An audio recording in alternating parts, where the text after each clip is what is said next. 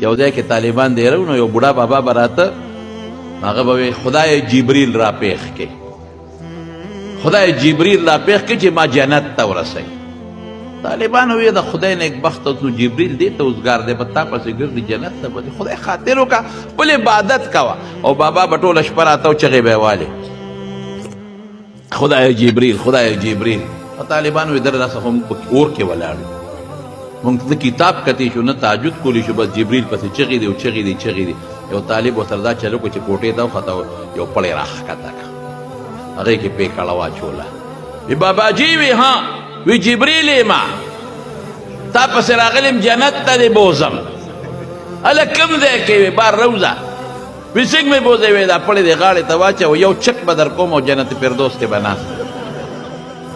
باباجي خوشحاله و چې که خیري کار وشو دوا قبوله شوه خو چې پړی یې ورته غاړه کې واچو طالب لږ اوچت کو داسې میانځ کې بانډه که بس طالب باباجي چغې کړې ای جبریل د خدای خاطر وکړه جنت مې نه دی پکار مړ دې کړه پرې مې ده نه مې دی پکار جنت د خدای خاطر وکړه پرې مې ده مړ شومه خو چې طالب پوه شو چې سړی مري پرېښود بابا منډې پړی ورپسې راښکې شي کور ته ننوته ښځې ته وایي دروازه بنده که جبریل راغلی د خلک جنت ته خېږي د خپل حیا لحاظ وکړئ د خپل ژبې لحاظ وکړئ صحابه کرامو مخکې د یو زنانه تذکره چا وکړه یو زنانه ده ژبه یې ډېره ښکلې ده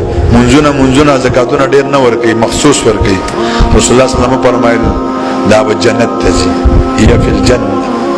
بلې زنانه تذکره یې وکړه دا ډېر ختمونه کوي ډېر نفلونه خو ژبه یې ډېره بېکاره ده رسول الله صلی الله علیه وسلم هي فی النار دا به په اور کې وي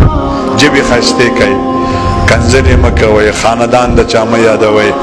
او ښځې د خدای ناشکره دي ښځې د خپل خاوند ناشکره دي هوښیاره ښځه څه ته وایي هوښیاره ښځه ښه ښځه رسول الله صلی الله علیه وسلم وایي څه ته وایي چې ته ورته وګورې تاله خوند درکړي زه خدای ګواه کومه په اوداسه کې ما په پاک ځای ناست یم نن چې د ختم په موقع کې ستاسو زنانو کمې جامې اغوستې دي قسم په خدای کو دا جامې تاسو ته په کور کې اغوندي